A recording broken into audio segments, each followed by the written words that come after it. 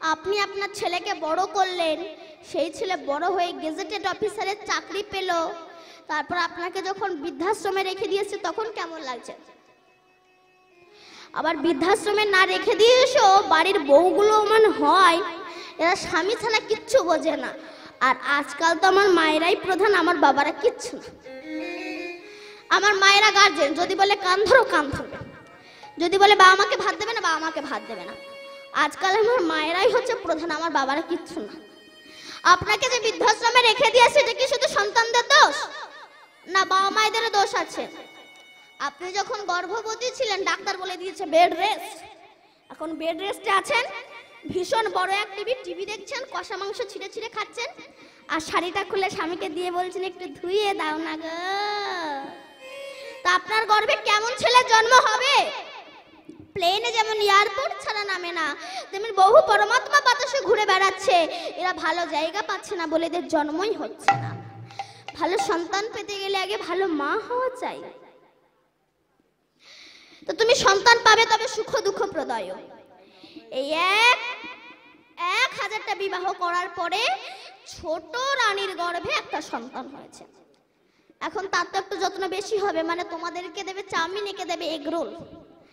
চিত্রকেতু রাজা ছোট রানী ছাড়া কিচ্ছু জানে না। ও গো তুমি কোথায় গেলে গো, তুমি আমার বংশোদ্ধার করলে, তুমি আমার ছেলে দিলে, কত কথা। ওর গৌরব হবে একটার জন্য আমাদের যত্ন খাতে নষ্ট হয়ে যাবে, ওই বাচ্চাটাকে মেরে ফেলতে হবে। দুধের ভিতর কালো বিষ মাখিয়ে দিল, বাচ্চাটা যখন খেলো মারা গেল। বলুন তো এত কষ্টের সন্তান যদি মারা যায়, সে বাবাকে আর বাবা থাকতে পারে?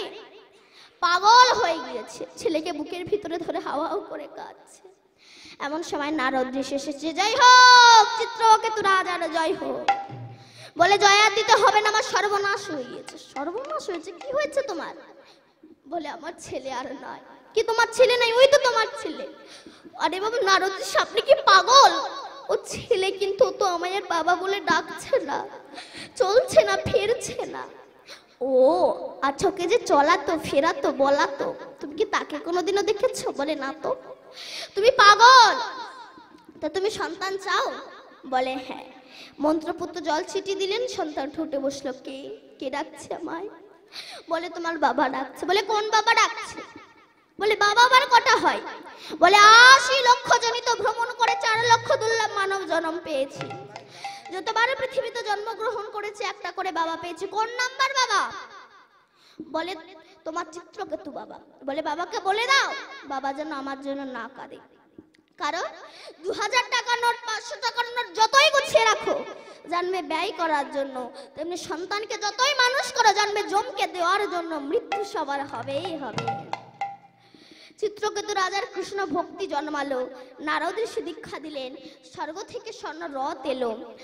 ওই রথে করে চিত্রকেতু রাজা যখন স্বর্গে যাচ্ছে, কৈলাসের ওপর দিয়ে যাচ্ছে, দেখলো কৈলাসপতি শিব দুর্গাকে কোলে বসে তত্ত্ব কথা বলছে।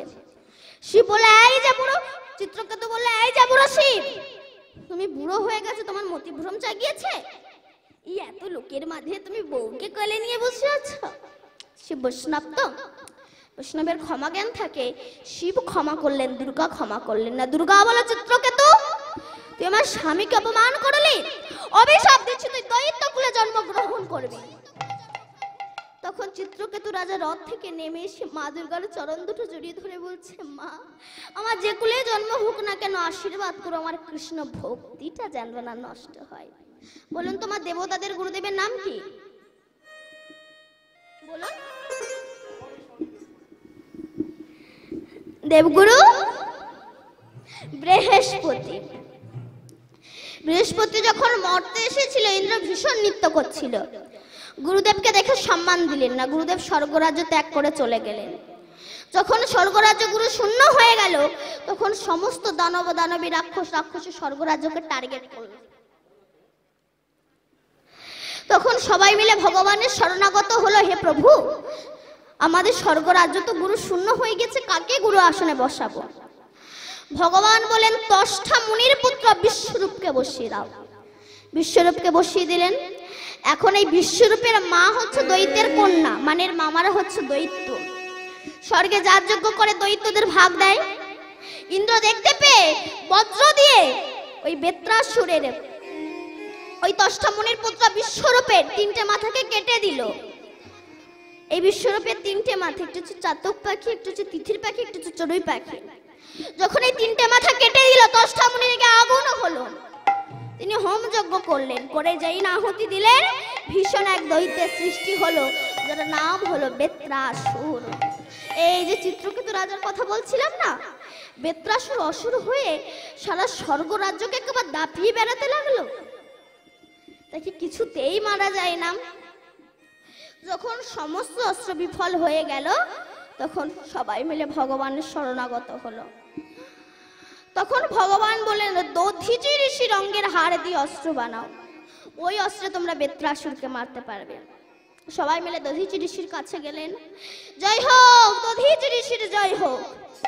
এ কি দেবতাগণ আপনারা? বলে আপনার অঙ্গের হাড় চাই। বলে আমি তো এখনো বেঁচে আছি। বলে মরে যান। কি করে মরবো? না, গরু নুন খেতে ভালোবাসে, আপনার সর্বাঙ্গে নুন মাখিয়ে দেওয়া হবে আর গরুকে লাগিয়ে দেওয়া হবে। গরু আপনার সর্বাঙ্গ চাটবে, চাটতে চাটতে মাংস সব শেষ হয়ে যাবে, হাড়টা বেরিয়ে আসবে, ওই সময় আমরা হাড় পেয়ে যাব। তাই করলেন, সর্বাঙ্গে নুন মাখিয়ে দিয়ে গরুকে লাগিয়ে দিলেন। গরু চাটতে চাটতে, গরুর জিভে খুব ধার, চাটতে চাটতে মাংস সব শেষ হয়ে গেল, হাড়টা বেরিয়ে এলো। ওই হাড়ে বজ্র তৈরি করে যখন বেত্রাসুরকে মারতে যাচ্ছে, সেই সময় ইন্দ্রের হাত থেকে বজ্রটা পড়ে গিয়েছিল। সেই সময় বেত্রাসুরকে মারা কি সম্ভব ছিল? ইনি অসুর, কিন্তু ইনি তো কৃষ্ণ ভক্ত ছিলেন, আর কৃষ্ণ ভক্তকে কি মারা সহজ? কিন্তু বেত্রাসুর বললে, ইন্দ্র তোলো বজ্র, আমাকে মারো।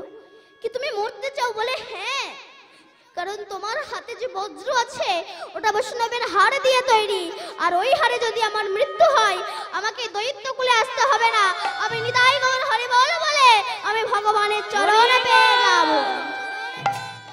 তা আমার রাধারানী আজ অট্টালিকার উপরে বসে আছে, কখন কৃষ্ণ যাবে আমি একটু তাকে দেখব। ও গো অট্টালিকার পরি বসিয়া কিশোরী, ভাবিছে শ্যামর পোখান। আমার অট্টালিকা পরি ভাবিছে কিশোরী, ভাবিছে শ্যামর পোখানি। অট্টালিকা পরি বসিয়া কিশোরী, ভাবিছে শ্যামর পোখানি। শ্রীদাম সুদাম ভাইয়া বলো রাম, শ্রীদাম সুদাম ভাইয়া বলো রাম, শ্রীদাম সুদাম ভাইয়া বলো রাম। করো তো হি বেনুর ধ্বনি, করো তো বেনুর ধ্বনি। শ্রীদাম সুদাম রাম বসুদাম, শ্রীদাম সুদাম রাম বসুদাম, করো তো বেনুর ধ্বনি, করো তো বেনুর ধ্বনি। বলুন তো অট্টালিকা পরিমাণে কি? পাকা বাড়ির ছাদের ওপরে। তখন তার মোবাইল ছিল না, হ্যালো সব গেল, তখন তো তার ছিল না। তখন ষাটে শোটে প্রেম হতো। তাই রাধারানী ভাবছে কখন কৃষ্ণ যাবে আমি একটু তাকে দেখব। তবে বাবা, ভগবানকে পেতে গেলে আগে ভক্তি পথের পথিক হওয়া চাই।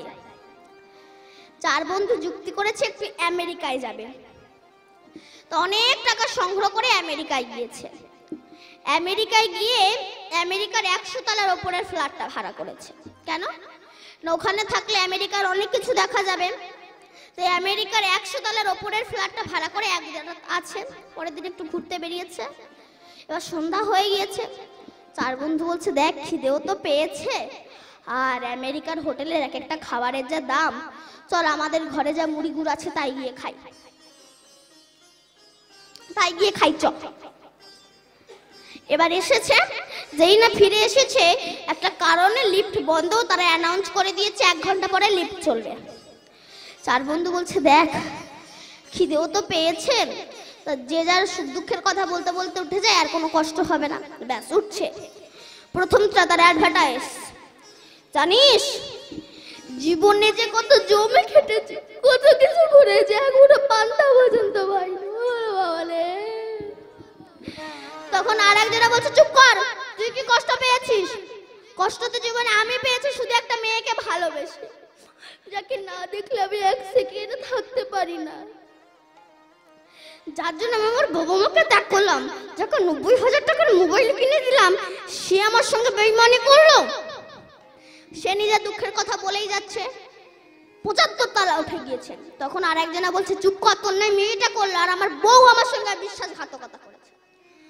ওমর খাই আমার পরের সঙ্গে ঘুরে মরে। 95 তলা উঠে গিয়েছে নিজের দুঃখের কথা বলতে বলতে। 3 জনের গল্প শেষ, এবার 4র্থ জনের পালা। তাকে বলছে বল এবার তোর মনে কি দুঃখ আছে আমাদের কাছে বল। বলে দেখ আমি বললে তুই আর সহ্য করতে পারবি না, বল না কি কি কি এমন দুঃখের কথা। দেখ আমি বললে তোরা হার্ট অ্যাটাক করবি, বল না কি দুঃখের কথা। বলে দেখ আমরা যে এততলা গল্প করতে করতে উঠে এলাম, কিন্তু উঠে গিয়ে যে চাবি দিয়ে তালা খুলে ভেতরে গিয়ে আমাদের খিদে নিবারণ করব, সেই চাবিটা নিচে রিসেপশনে ফেলে চলে এসেছে। খুব ভালো বেশ, খুব এইবার কি হবে? গল্পের কথা মাথায় বজ্র ভেঙে পড়েছে। বৈষ্ণব কবি তত্ত্ব দিচ্ছেন, আমরা তো পৃথিবীতে জন্মগ্রহণ করে শুধু গল্প করেই কাটিয়ে দিচ্ছি, কিন্তু সিঁড়ি ওঠা তো চলছে, আয়ুষ্য তো চলছে। এই চলতে চলতে যেদিন আমরা মৃত্যুর কোলে যাব, কিন্তু আমরা তো হরি নামও করলাম না, হরি নাম রূপী চাবি নিলাম না। যখন স্বর্গের দুয়ারে যাব, ওই যে হরি নাম রূপী চাবি নিলাম না, স্বর্গের দুয়ার খুলতে পারবো না। আমাদেরকে আবার আসতে হবে, আবার যেতে হবে, আবার 80 লক্ষ জনিত ভ্রমণ করে মানব জন্ম পাবো। তাই আমার রাধারানী আজ অট্টালিকার উপরে বসে আছে, কখন কৃষ্ণ যাবে আমি একটু তাকে দেখবো। আবার কৃষ্ণ ভাবছে যদি রাধা আমাকে না দেখতে পায়, তাই হাতে একটা বাঁশি ছিল, সেই বাঁশিটা ত্রিভঙ্গ মুরারি হয়ে তাতে ফু দিয়েছে। শ্রীদাম সুদাম ভাইয়া বলো রাম, শ্রীদাম সুদাম ভাইয়া বলো রাম, শ্রীদাম সুদাম ভাইয়া বলো রাম। মরি রে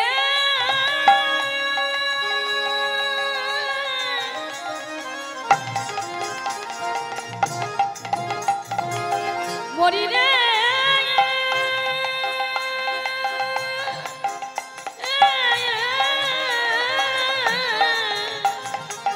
শ্রীদাম সুদাম ভাইয়া বলো রাম, করত বেনুর ধ্বনি, করত বেনুর ধ্বনি।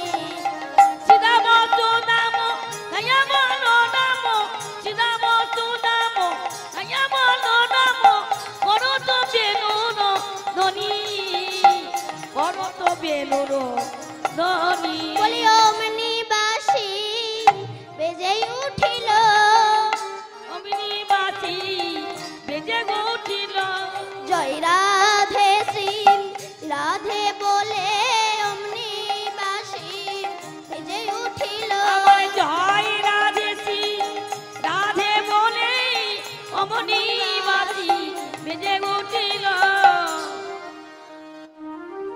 পৃথিবীতে বাবা যত যন্ত্র আছে, সবচেয়ে সুমধুর যন্ত্র হচ্ছে এই বাঁশি। এই বাঁশিটা জন্ম কোথা থেকে হয়েছে? পূর্বে ব্রহ্মা ক্রিয়াতে যজ্ঞে বেনু পঞ্চ বেনুষ্যতে, নবম পর্বে সারহন্য, ষষ্ঠমে জলধনু, পঞ্চমে গান্ডীবধনু, সপ্তমে হয় হরধনু। বিশ্বকর্মার নিষ্কাম যজ্ঞে 25 পর্বে আহুতিতে একটা বাঁশির উৎপত্তি হয়। এত ঊর্ধ্বে পর্বটা ছিল, এক পর্বে হয়েছিল মোহন বাঁশি। এই বাঁশিটা কৃষ্ণের কাছে আসলো কি করে? রামচন্দ্রের শ্বশুর মশাই জনক রাজা যখন বলেছিল এই হরধনুটাকে, মানে এই ধনুকটাকে যে ভাঙতে পারবে তাকে আমি আমার কন্যা দান করব, সবাই এসেছিল, কেউ ভাঙতে পারেনি। শেষে যখন রামচন্দ্র এসেছিল, সেই সময় হরধনু বলছে প্রভু তোমাকে কষ্ট করে ভাঙতে হবে না, আমি নিজেই ভেঙে যাব। তবে প্রভু কথা দাও একবারও যদি করে তুলো করবানে হাত, আমাকে আর নামাবে না। ভগবান কথা দিয়েছিল হরধনু তুমি ত্রেতা যুগে আমার হাতে হরধনু হয়ে থাকবে, দাপর যুগে তুমি হবে আমার হাতে মুরলি, আর কলি যুগে তুমি হবে আমার হাতে দণ্ড। আর দাপর যুগে তুমি যখন আমার হাতে মুরলি হবে, সে সময় এক সময় আমি তুমি অধরামৃত দিয়ে বাজাবো। অধর অধর মানে ঠোঁট, আর কৃষ্ণের সারা অঙ্গই তো মধুর, যখন মধুর ঠোঁট লাগে মধুর মতো বাঁশি বেজে ওঠে। সেই বাঁশির ধ্বনি আজ আমার রাধারানী শুনতে পেয়েছি, কিন্তু জটিলা ভবনে বাস করে তো, এজন্য বাবা ভগবানকে পেতে গেলে আগে ভক্তি পথের পথিক হওয়া দরকার। আসক্তির মূলটাকে ছাড়তে হবে। এক কৃষ্ণ ভক্ত এত নাম করা করেছে, স্বর্গ থেকে স্বর্ণ রথ চলে এসেছে। সে যখন তার উপরে উঠেছে, রথের উপরে উঠেছে, বউ এসে বলছে তুমি সারা জীবন আমার সঙ্গে সংসার করে এখন তুমি স্বর্গে যাচ্ছ, আমাকে নিয়ে যাবে না? বলল এখানে তো একটাই সিট, আমি আমার পাটা একটু ঝুলিয়ে দিচ্ছি, তুই আমার পাটা ধরে ঝুলে পড়। আস্তে ও পা ধরে ঝুলে পড়েছে। ছেলে এসে বলে মা আমাকে নিয়ে যাবে না, বলে আমার পা ধর। বউ এসে বলে কি গো আমাকে নিয়ে যাবে না, বলে আমার পা ধর। নাতি নাতনি এসেছে, কি গো আমাকে নিয়ে যাবে না, বলে আমার পা ধর। গ্রামের কটা বউ ছুটে এসেছে, ও দিদি তোমার সঙ্গে আমার এত চপ্প হয়, আমাকে নিয়ে যাবে না, বলে আমার পা ধর। এ বলে আমাকে নিয়ে যাবে না, বলে আমার পা ধর। এ 20-50 জন ঝুলে আছে। এখন স্বর্গে যাচ্ছে, তাও এদের গল্প শেষ হয় না। যে কৃষ্ণের ভক্তর বউ সে নিচের গুলোকে বলছে জানিস এবারে ভালো মূলো চাষ হয়েছে, স্বর্গে যাচ্ছি, আর কি মূলো বিক্রি হবে, বিক্রি করলে ভালো দামও হতো, আর কি বিক্রি হয়। নিচের গুলো বলছে কেমন মোটা, এক হাতে ঝুলে বলছে ঠিক এমন, আর লম্বায় যেই দেখাতে গিয়েছে সবাই চিত হয়ে পড়ে গেছে, যা জমা বাড়ি সবাই। স্বর্গে যা বললে যাওয়া, আগে আসক্তির মূলটাকে ছাড়তে হবে, নাহলে যেখান থেকে এসেছো সেখানেই রয়ে যাবে, তোমার হরি ভজন হবে না। নিতাই গৌর হরি বল। এই সংসার কারাগার থেকে কিন্তু বাবা মুক্তি পাওয়া কঠিন বিষয়। কোন আসামি যখন অপরাধ করে তখন তাকে জেলখানায় রাখা হয়, কিন্তু তার জন্য নির্দিষ্ট দিন রাখা হয় যে অমুক দিন ছাড়া পাবে। কিন্তু সংসারে মানুষের জন্য নির্দিষ্ট দিন নেই যে অমুক দিন ছাড়া পাবে। আবার কি হয়, অনেক সময় অনেক আসামি প্রহরীর চোখে ধুলো দিয়ে কারাগারের পাঁচিল টপকে পালিয়ে যায়, কিন্তু এই সংসার কারাগারের পাঁচিলটা এত উঁচু, আর এখানে প্রহরীর সংখ্যা প্রচুর। কাম ক্রোধ লোভ মোহ মাধু মাৎসর্য, ছেলে পুত্র স্ত্রী নাতি নাতনি, এদের চোখে ধুলো দিয়ে যাওয়া কিন্তু ভীষণ কঠিন বিষয়। দেখবেন ফুটবল খেলার মাঠে যখন খেলোয়াড়রা খেলতে নামে, সে সময় এই খেলোয়াড় ফুটবলকে লাথি মেরে ওই খেলোয়াড়ের পায়ে দেয়, ওই খেলোয়াড় ফুটবলকে লাথি মেরে ওই খেলোয়াড়ের পায়ে দেয়, এইভাবে চলতে থাকে। তখন ফুটবল মনে মনে ভাবছে আমি কখন গুলকির কাছে যাব, গুলকি হয়তো আমাকে লাথি মারবে, কিন্তু সে তো প্রথমে আমায় বুকে করে নেবে। সংসারে প্রত্যেকটা বাবা মায়ের একই অবস্থা। বড় ছেলের কাছে লাথি খেয়ে মেজো ছেলে, মেজো ছেলের কাছে লাথি খেয়ে সেজো ছেলে, সেজের ছেলের কাছে লাথি খেয়ে ছোট ছেলে, ছেলের কাছে লাথি খেয়ে বৌমা, বৌমার কাছে লাথি খেয়ে নাতি নাতনি, নাতি নাতনির কাছে লাথি খেয়ে আত্মীয় স্বজন। আর এই লাথি খেতে খেতে আমরা বার্ধক্যে পরিপূর্ণ হয়ে যাই। শেষ সময় দিনের শেষে মনে পড়ে আমার দীনবন্ধুর কথা। তখন চোখে দেখতে পাই না, মুখে কথা বলতে পারি না। সেই সময় নবদ্বীপের বুকে দুই গুলকি, এক হচ্ছে আমার গৌর আর এক হচ্ছে আমার নিতাই। তারা এসে বলছে ওরে এই ভব সংসার থেকে যাওয়ার একমাত্র রাস্তা সেটা হচ্ছে হরে কৃষ্ণ কৃষ্ণ কৃষ্ণ হরে হরে, হরে রাম রাম রাম হরে হরে, নিতাই গৌর হরি বল। তবু আমরা এই নাম করব না। রাধে রাধে। তাই পদকর্তা বলছে ভজিবি বলিয়া কহিয়া আইলি, ভুলিলি কি সুখ পাইয়া, ভুলে গেলি কি সুখ পেয়ে। মায়াশঙ্কর নামে একজন ব্যক্তি ছিল। মায়াশঙ্কর গুরুদেবের কাছে দীক্ষা নিয়েছে। গুরুদেব বলছে মায়াশঙ্কর চলো যাই বৃন্দাবন থেকে ঘুরে আসি।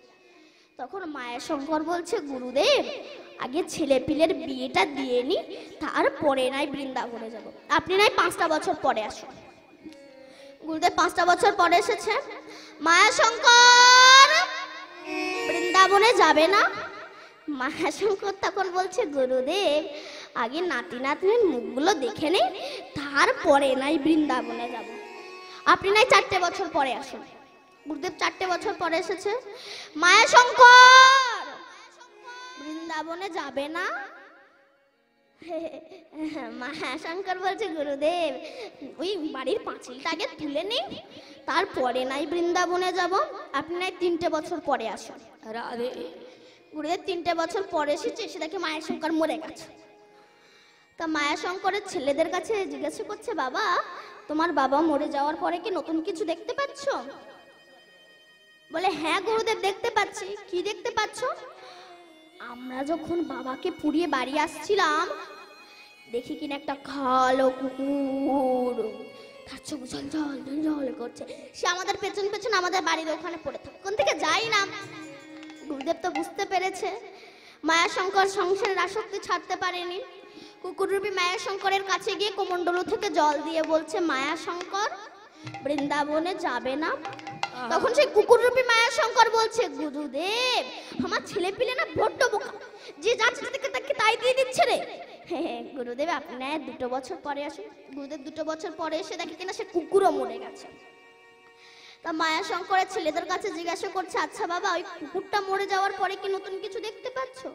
বলে, হ্যাঁ গুরুদেব দেখতে পাচ্ছি। কি দেখতে পাচ্ছ? আমাদের যেখানে টাকার বাক্স সেখানে একটা বিষধর সাপ ফনা তুলে ফোসফোস করে, কিছুতেই টাকা নিতে দেয় না। তখন গুরুদেব বলল, ঠিক আছে নিয়ে চলো। গুরুদেব গিয়ে কমণ্ডলু থেকে জল দিয়ে বলছে, মায়াশঙ্কর বৃন্দাবনে যাবে না? তখন সাপরূপী মায়াশঙ্কর বলছে, গুরুদেব দেখুন না এই ছেলে পিলেদের জ্বালায় এখন আমার টাকা চৌকি দিতে হচ্ছে, মরেও শান্তি নেই। গুরুদেব একটা কথা বলি, আপনি আর 1 বছর পরে আসুন, কথা দিচ্ছি এবার আমি যাব যাব যাব। গুরুদেব 1 বছর পরে এসেছে, এসে দেখে কিনা সাপও মারা গেছে। তা মায়াশঙ্করের ছেলেদের কাছে জিজ্ঞাসা করছে, আচ্ছা সাপটা মরে যাওয়ার পরে কি নতুন কিছু দেখতে পাচ্ছ? বলে, হ্যাঁ গুরুদেব দেখতে পাচ্ছি। কি দেখতে পাচ্ছ? না আমরা যেখানে মলমূত্র ত্যাগ করি, পটি করি, অর্থাৎ যেখানে আমি পায়খানা করি আমরা, সেখানে দেখি কিনা একটা কৃমিকীট পড়ে থাকে, যায় না। গুরুদেব বলে, ঠিক আছে কাঠি দিয়ে তুলে আনো। তুলে এনেছে।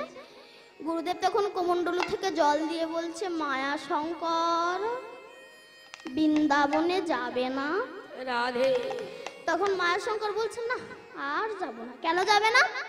বলে, আমার ছেলে পিলে এত সুন্দর সুন্দর জিনিস এখানে দিয়ে যাচ্ছে, আর তার সঙ্গে সঙ্গে জলও দিয়ে যাচ্ছে, এত সুন্দর খাবার পেয়ে আমি আর এখান থেকে যাব না। জগতে কিছু কিছু মানুষ আছে এরা সারা জীবন আমাদের দেখো মন প্রাণে ভরে গেলে এই কামনা বাসনা লালসা পিপাসা হিংসা নিন্দায় আমাদেরই মধ্যে মনেরই মধ্যে এই যে ময়লা জমিয়াছে, এই ময়লা যদি গুরুদেবী আছে সদ্গুরুর কাছে যদি রক্ষা নিতে পারি, সেই গুরুদেবের কাছে যদি কৃপা করি, সেই গুরুদেবী শিষ্যের কর্ণ বলে হরিনাম প্রদান করে, গুরু নাম প্রদান করে, সেই গুরুদেবের চরণ দূরে আমরা উদ্ধার হব। যারে মুখে হরি কথা নাই তারে মাঝে তুমি যেও না, যারে মুখে হরি কথা নাই তারে কাছে তুমি যেও না, যারে মুখ পানেছি ভুলিয়ে যাবে গরি তারে মুখ পানে যেও না, যারে মুখে হরি কথা নাই তার কাছে তুমি যেও না, যারে মুখ পানেছি ভুলে যাবে গরি তারে মুখ পানে যেও না, যারে মুখে হরি কথা নাই তার কাছে যেও না, যারে মুখ পানেছি ভুলে যাবে গরি তার মুখ পানে যেও না। সেই বাঁশির ধ্বনি আজ আমার রাধা রানী শ্রবণ করেছে, শুনে অচৈতন্য হয়েছে। শুনিবেন রব স্তব্ধ মানসব, শুনিবেন রব স্তব্ধ মানসব, শুনিবেন রব স্তব্ধ মানসব, শুনিবেন রব স্তব্ধ মানসব, হইল আহিরি বালা, হইল আহিরি বালা, শুনিয়া মনিষাব স্তব্ধ মানসব, শুনিয়া গিরিনি বালা, শুনিয়া নাহি বহে প্রাণ নাহি দেহে, নাগি বাগি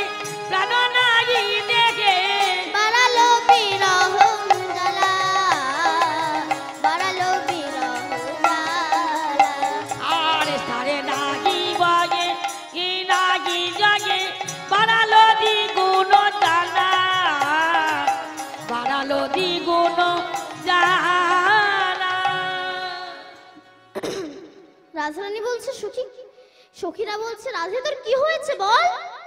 হেন কালে তথা আসিল ললিতা, হেন কালে তথায় আসিল ললিতা, হেন কালে তথা আসিল আরে ললিতা, হেন কালে তথায় আসিল ললিতা, শাখারে লইয়া সঙ্গে,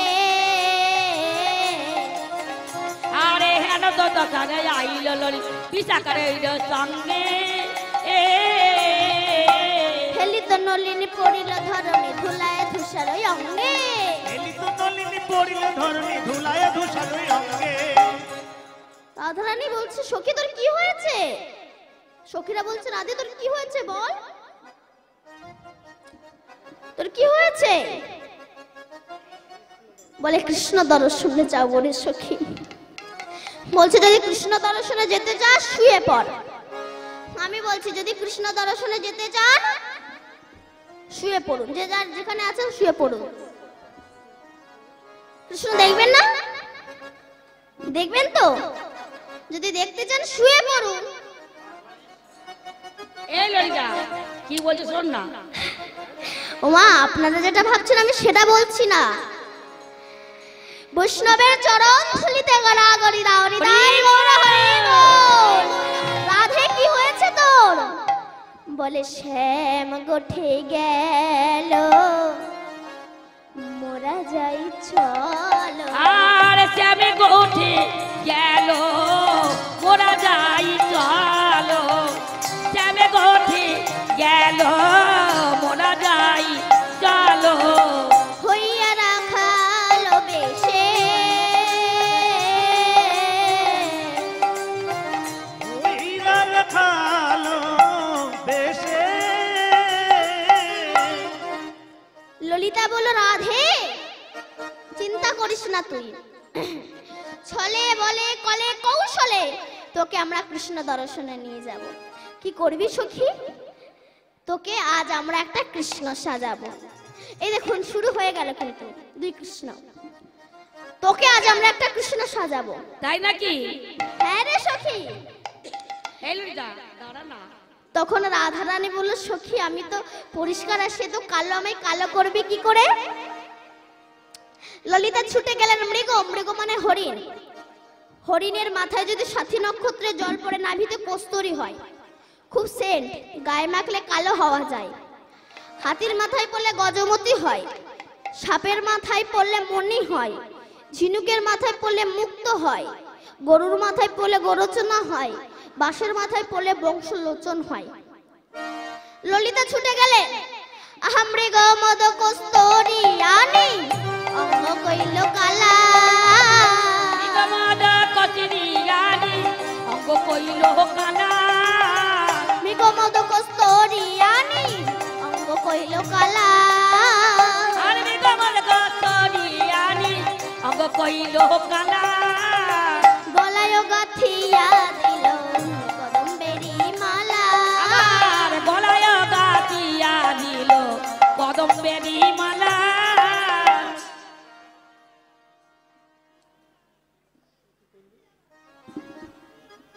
এই ললিতা কি দেখছি রে। এই ললিতা ললিতা কথা বলছে না কেন। তুই এসব কি করলি, আমার সর্বাঙ্গ তুই কালো করে দিলি কেন। আমরা কেউ কালো হতে চাই মা, চাই না, সবাই ফর্সা হতে চাই। তুই আমায় কি করলি। ললিতা বলল রাধে যদি আমি তোর অঙ্গনা কালো করি তোকে কৃষ্ণ দর্শনে নিয়ে যাব কি করে। বলে কালো করা দরকার হলে আমায় বললি না কেন। বলে বললে কি করতিস। বলে ভিতরে বাহির করে দিতা, আরে ভিতরে বাগি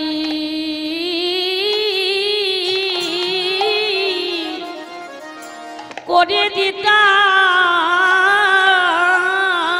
ভিতরে বাহির করে দিতা। ললিতানে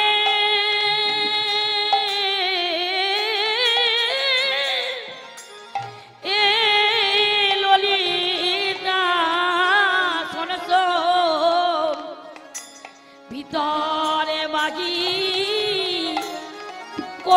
দিতাম আমার ভিতরে গো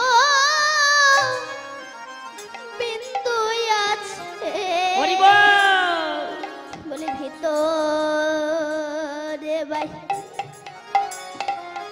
বলে করে দিতাম ওরে ভিতরে গো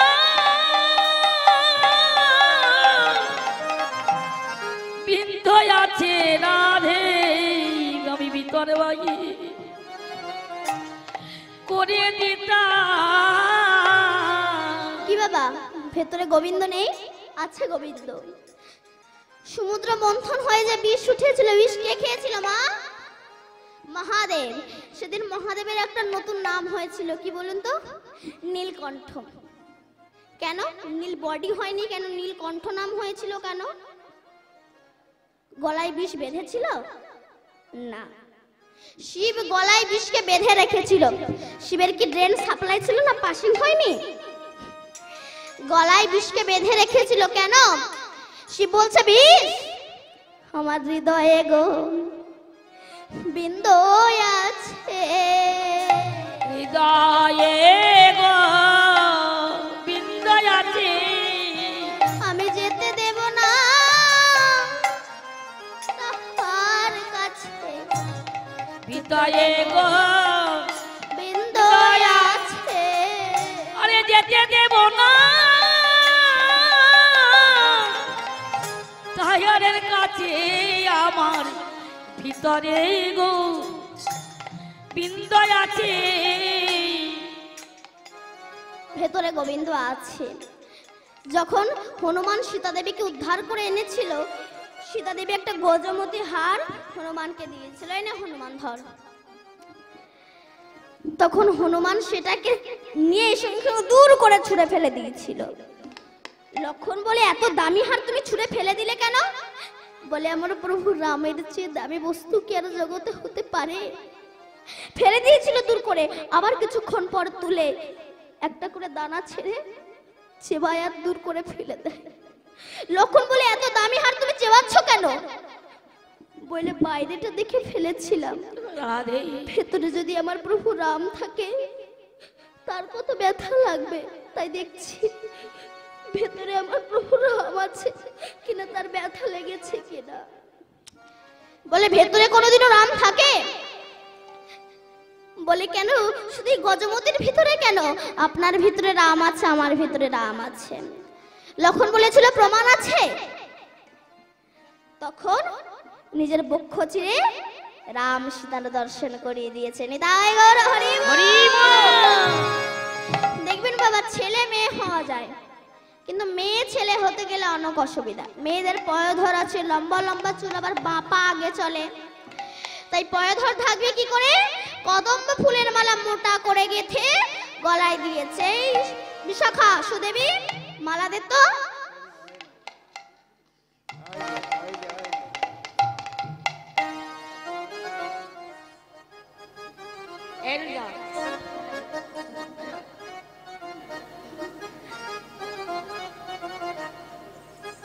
কদম্ব ফুলের মালা মোটা করে গেঁথে দিয়েছে এতে পয়ধর ঢেকে গিয়েছে এবার সখী কি করবি তো সিঁদুর সিঁদুর কি করবে সখী বলে মুছে দেই আয় আরে বাবা সিঁদুর তো লোকাতে হবে আয় মুছে দেই আমি বলছি শোন ললিতা বলছি এই গোপী চন্দন দিয়ে এটা ইয়ে করে দাও সিঁদুর মুছবি না আচ্ছা ঠিক আছে তাহলে সিঁদুর লোকাবো কি করে নাম কদম্ব ফুল যুগল পয়ধর ঠেকেছে আর তিলক গুলে তার উপর দিয়ে কেটে দিয়েছে আহা কপালে তিলক দিল সিঁদুর লুকাইয়া আর কপালে তিলক দিল সিঁদুর লুকাইয়া কোটি তটে পিত ধারা পরানয়া কিয়া আর কোটি কাটে বিত দরা পড়াইয়া দিলা মস্তকে বাঁধিল চূড়ান শিকি পুচ্ছতা মস্তক দিল চূড়া শিখে পুচ্ছ হাতে কতে গো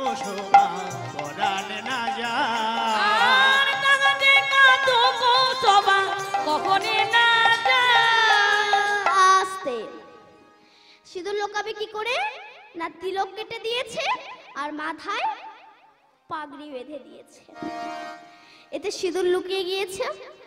এই জন্য বলে তাকে সতী নারী বলে যে নারীর 5টা স্বামী। আপনাদের আছে তো বা 5টা স্বামী আছে তো?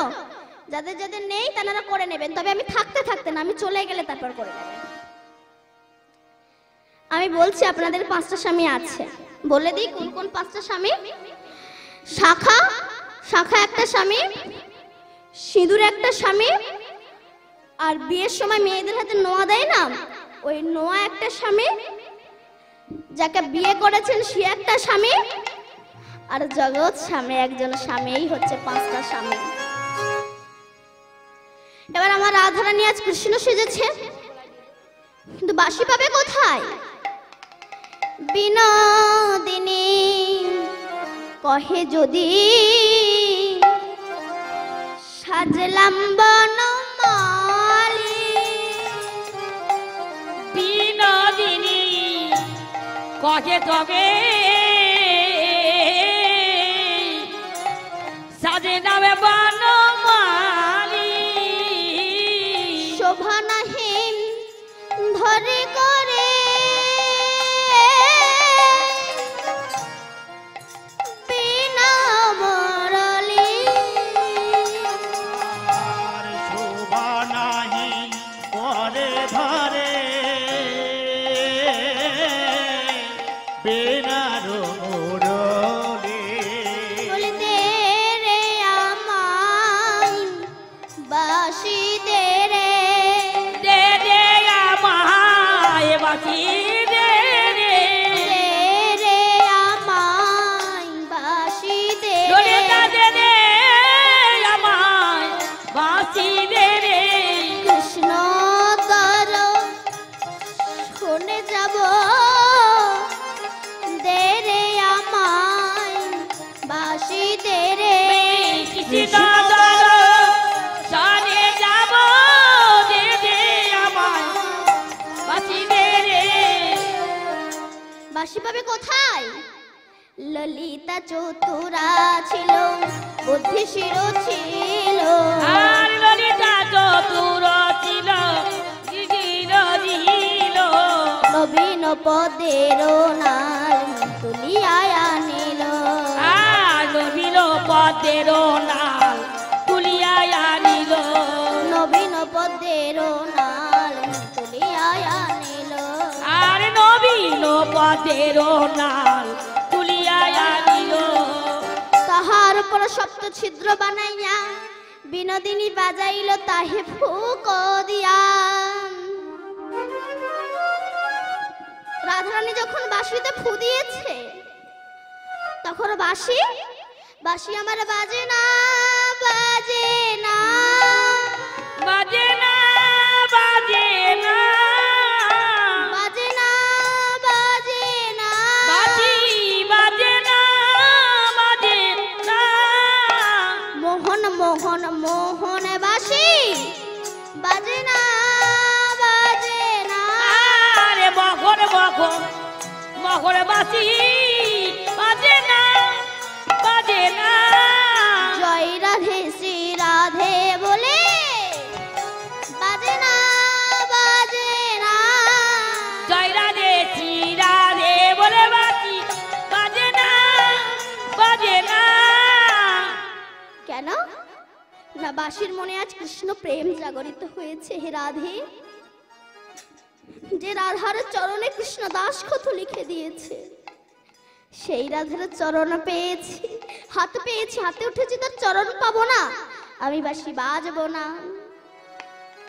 আর যখন বাজবো না রাধার মনে রাগ হবে, সেই সময় রাধা আমাকে ভূমিতে ফেলে পদদলিত করবে।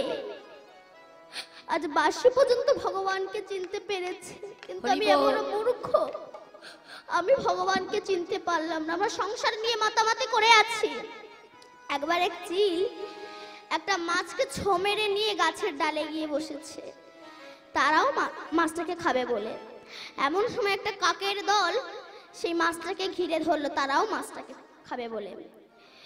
তখন চিল কি করেছে, দেবে না বলে সেই মাছটাকে নিয়ে একটা অন্য গাছের ডালে গিয়ে বসলো। তখন কাকের দল ওই অন্য গাছের ডালে গিয়ে বসলো। চিলটা যত আকাশের গভীরে ওঠে, কাকের দলও চিলের পিছু পিছু ওড়ে। তখন চিলটা মনে মনে বলছে, এই মাছটাই হচ্ছে আমার জীবনের কল, এই মাছের জন্য আমাকে এত উঠতে হচ্ছে। যেই না চিল মাছটাকে ফেলে দিল, তখন কাকের দলে চিলের পিছু ছেড়ে ওই মাছের কাছে গিয়ে সবাই আনন্দ করে খেতে লাগলো। তত্ত্ব কি বলছে, এ জগতে চিল কারা? সংসারের কর্তারা। আর পুকুর হলো সংসার, আর এই মাছ হলো বিষয় সম্পত্তি। আর এই কাকের দল কারা? না সংসারের পুত্র স্ত্রী নাতি নাতনি, এরা হচ্ছে কাকের দল। যতক্ষণ আপনি সংসাররূপী পুকুরের বিশেষ সম্পত্তি নিজের হাতের মুঠোয় রাখবেন, আমার গাড়ি, আমার বাড়ি, আমার ধন, আমার ঐশ্বর্য, ততক্ষণ সংসারে এই কাকের দল আপনাকে প্রত্যেকটা মুহূর্ত জ্বালা যন্ত্রণা দেবে, আপনাকে শান্তিতে থাকতে দেবে না। কিন্তু যদি এই বিষয় সম্পত্তি ত্যাগ করে গোবিন্দ তোমার হলাম বলে যদি একবার কাঁদো, তুমি গোবিন্দ চরণে আনন্দে থাকতে পারবে, তোমাকে আর দুঃখ জ্বালা যন্ত্রণা পেতে হবে না। নিতাই গৌর হরি বল। হরি বল, হরি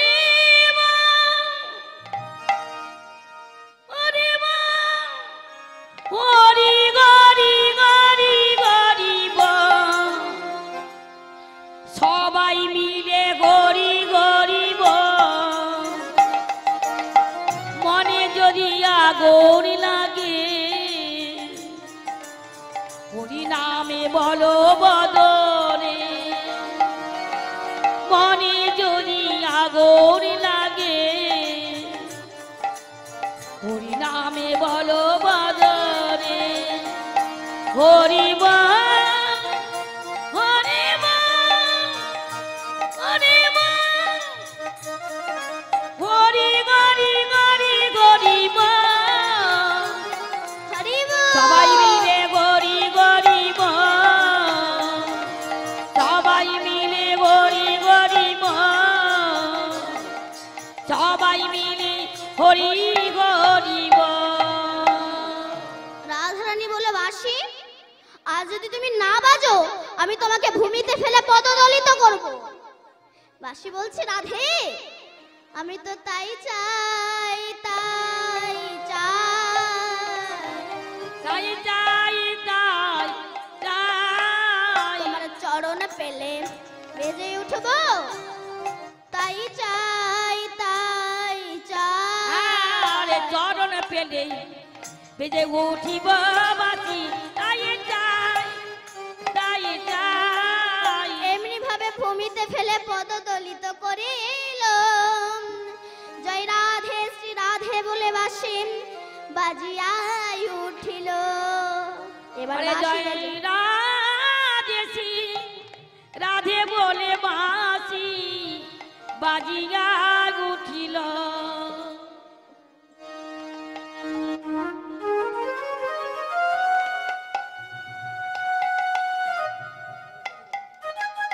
আজ বাঁশি আমার বেজে উঠেছে। এবার আমার রাধারানী আজ হয়েছে কৃষ্ণ, ললিতা হইল বলরাম, সমস্ত সখী আজ সখা হইল, বলরামের সিংহানায় ভাবিতে লাগিল।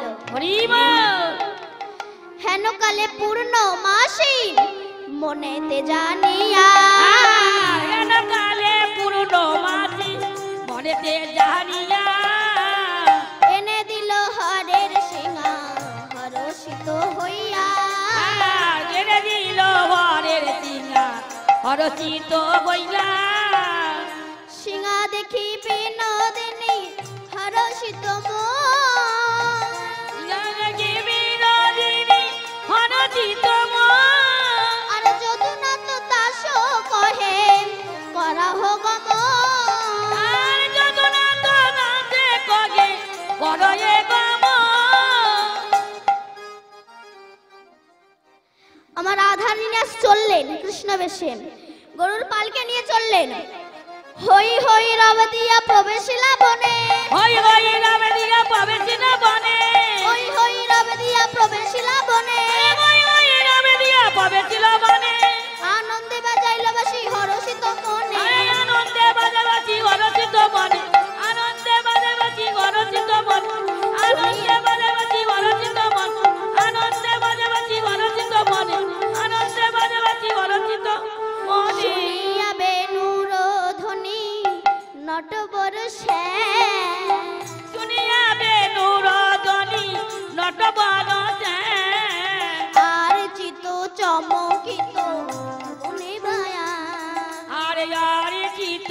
চমকিত দেখিয়া মায়া সুবলেরই সঙ্গে করি দ্রুত গতি চলে আর সুবলের সঙ্গে করি দ্রুত গতি চলে সুবলেরই সঙ্গে করি দ্রুত গতি চলে দেখো এ চাঁদের বাজার ও তরু মূলে আর দেখো এ চাঁদের বাজার বিপদলু মূলে তটাস্থ হইয়া শ্যাম দাঁড়াইয়া রয় তটাস্থ হইয়া যাবে দাঁড়াইয়া রয় তটাস্থ হইয়া শ্যাম দাঁড়াইয়া রয় আরে তটাস্থ হইয়া যাবে দাঁড়াইয়া রয় জগত মহিল রূপে পূর্ণানন্দ কয় জগত ভগিরবারে প্রেমানন্দ কয় জগত মহিল রূপে পূর্ণানন্দ আর কয় জগৎ কহিল রূপে পূর্ণানন্দ কয় রাধারানী এসে বলছে কৃষ্ণ আমরা হচ্ছে কংসের চর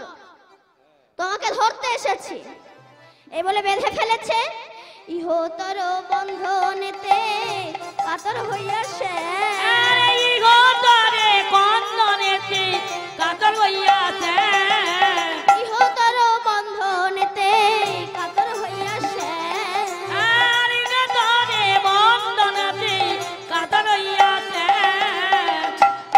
রাধার চরণ পানি যে দেখে লেখা সে নাম চরণে বানে দিয়ে দেখে লেখা রাধা চরণে বানে দিয়ে দেখে রাধা চরণে বানে দিয়ে দেখে লেখা যাবে না চরণে বানে দিয়ে দেখে লেখা যাবে না চরণে হাসি বানে হাসি দিয়ে কালো দেখে শশী হৃদয়ে ধরিল আর গাছি গাছি কালো চষি হৃদয়ে ধরিল কৃষ্ণ বেশে রাধা কৃষ্ণের মিলন হইল আর কৃষ্ণ বেশে রাধা কৃষ্ণের মিলন গইল কৃষ্ণ বেশে রাধা কৃষ্ণের মিলন হইল কৃষ্ণ বেশে রাধা কৃষ্ণের মিলন গইল রাধা গোবিন্দ লীলা এইখানে রহিল রাধা গোবিন্দ লীলা এইখানে রইল রাধা গোবিন্দ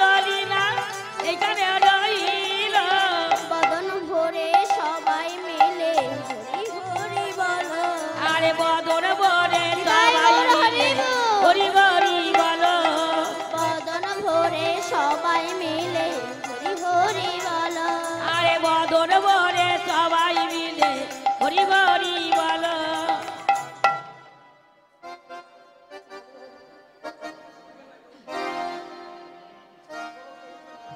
যাবের বামে দাঁড়ালো বসুন, কেউ উঠবেন না এখন।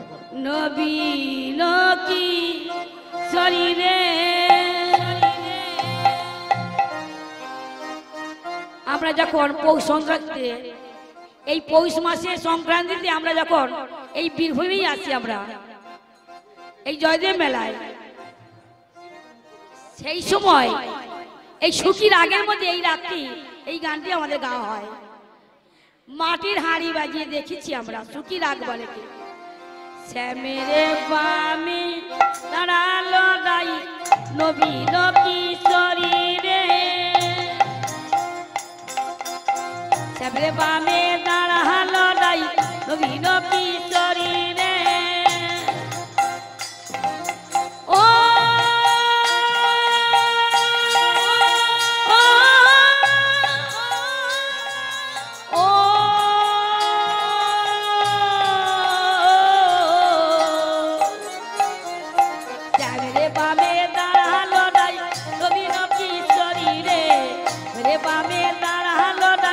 নবীন কিশোরী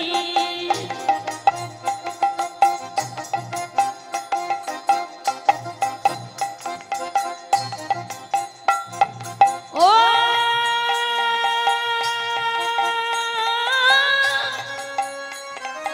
ও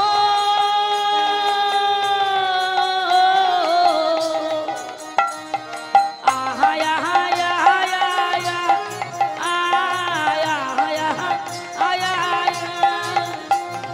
শ্যামরে বামে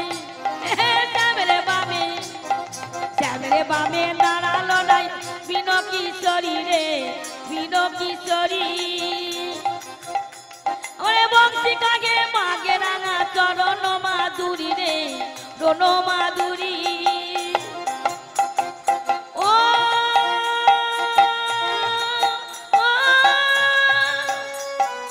ও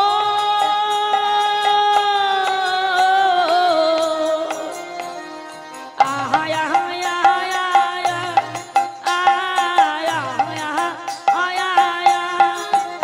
আমারে ময়ূর বলে ময়ূর বলে আই মরিনি দেখবি যদি রে দেখবি যদি আরে ময়ূর বলে আই ময়ূরী বিজদি আয় রে বিজদি